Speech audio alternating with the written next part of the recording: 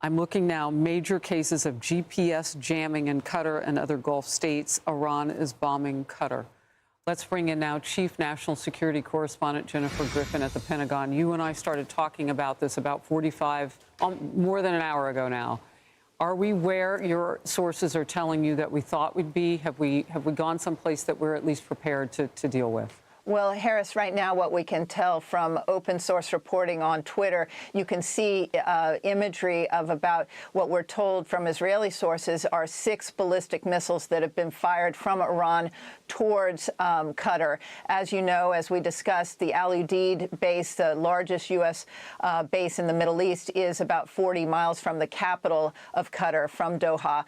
You can see the night skies over Doha right now, and there are explosions in the air. Some of those may be air defense missiles, Patriot missiles, trying to intercept those ballistic missiles. We have no indications of impact at this point. As you and I discussed before, there were satellite images from last week of Al Udeid, where the U.S. normally has a large number of transport planes, refueling planes, that those tarmacs had been emptied of those warplanes. But Al Udeid normally would have 10,000 U.S. troops based there. There had been warnings to U.S. embassy staff to shelter in place and at other embassies across Doha. We also now are learning that the airspace over UAE, the United Arab Emirates, where the United States military has another large military base, that airspace has been closed. And we also understand there could be an imminent threat to U.S. troops and personnel at bases in Iraq. That, if you remember, just 5 years ago, Iran fired ballistic missiles, dozens of them, at U.S. troops in the wake of Qasem Soleimani's killing. So a lot of intelligence warnings. We brought it to you on air just a little while ago, and now it seems that those explosions are being heard over the capital of Qatar. Well, and through your reporting, you readied us for, exactly who would be still there, and you're furthering that now to let us know who is able to get out and who's expected to be there serving right now. 6 missiles may not sound a lot to some people because they can do so much damage. And Iran reportedly has been running low on, we don't really exactly know what they have. Maybe they're not running that low. But with precision, 6 missiles are a lot. They haven't really been precision guided, though, going into Israel. They've been hitting all those residential targets. Not saying that they didn't want to kill civilians, but a little bit more haphazard. This seems more precision. Well, I would say, Harris, the difference between Qatar and Israel is that it's just a few-minute flight for both short-range and medium-range so both ballistic kinds. or cruise missiles. You Right. also could be having, and my guess right now, based on the way the Iranians have been behaving in terms of targeting Israel, you may also have swarming drones that could overwhelm any air defense system. So obviously, the U.S. military, U.S. Central Command has been preparing for this moment.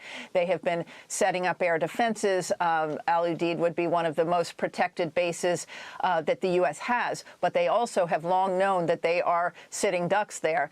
And so, therefore, right now we have to just see if any of those ballistic missiles or cruise missiles got through. All right. We're going to bring you more now on our breaking news, the loud explosions that have been heard over the Qatari capital, Doha, in the past 30 minutes. Let's go to Ali Hashem. He's in the Iranian capital, Tehran, because we're seeing, Ali, Tasnim news agency saying that an operation called Annunciation of Victory has begun against U.S. air bases in Qatar and, indeed, in Iraq. What more can you tell us? Well, it seems that this is the beginning of an Iranian retaliation towards American bases in the Gulf. We've heard and saw pictures from Qatar. Also, there are reports from Iraq. Now there are reports of sirens in Bahrain. So it seems these missile launches are targeting several bases around the Gulf. The Iranians say that this is in retaliation to the United States attack on the 3 nuclear sites on Sunday morning.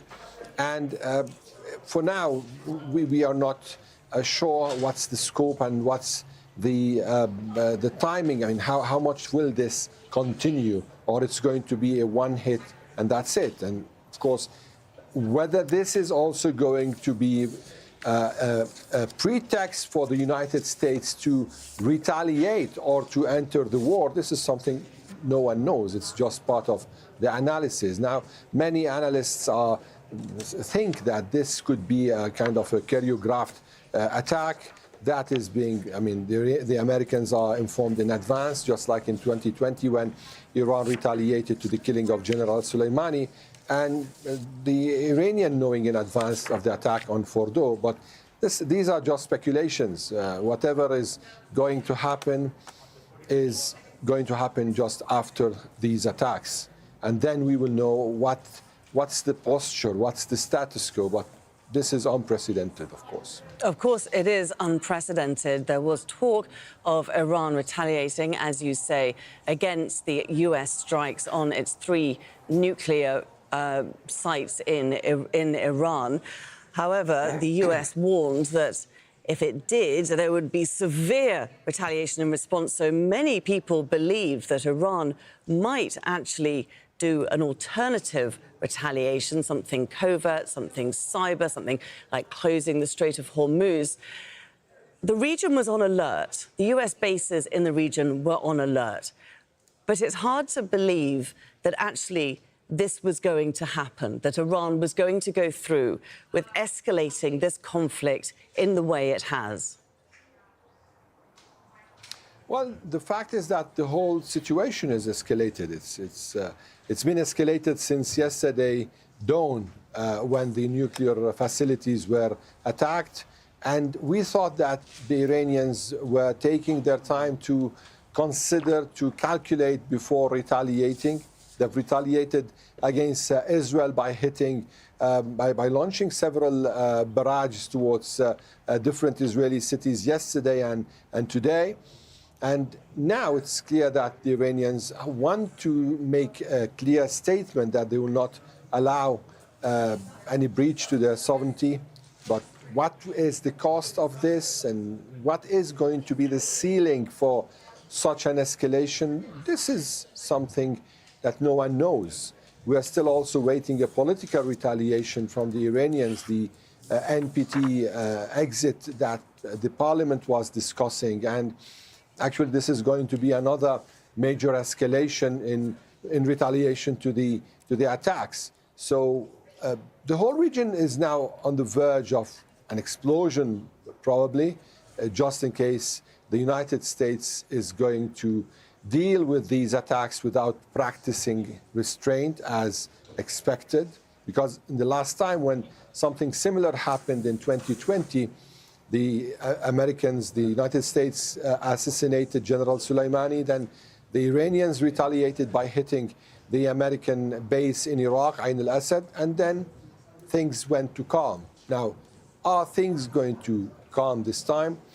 This is a big question, especially in the middle of a war, a wide-range war that we are witnessing, probably the first in the history of this region in years. This is maybe the first major war in this region after the 2003 invasion of Iraq. And today, earlier today, we heard from President Trump hinting towards regime change, hinting without saying it clearly.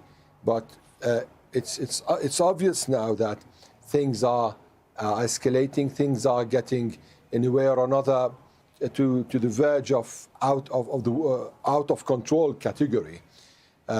We need to see. OK, Ali, just stay with us, if you will. I'm just going to bring our viewers up to speed. It's just gone 17 GMT. If you're just joining us, I'm Laura Kyle. You're watching Al Jazeera. We are coming to you from Qatar, where just in the past half an hour, there have been sounds of loud explosions over Doha. Indeed, the explosions that we could hear in the studio. We understand that Iran has fired missiles towards the US base in Qatar. Now, that is situated outside of the capital, Doha, an Al Udeid air base, where there are normally some 10,000 soldiers stationed there and plenty of aircraft, but they have been evacuated in recent days. And we understand that there are very few soldiers also on that airbase.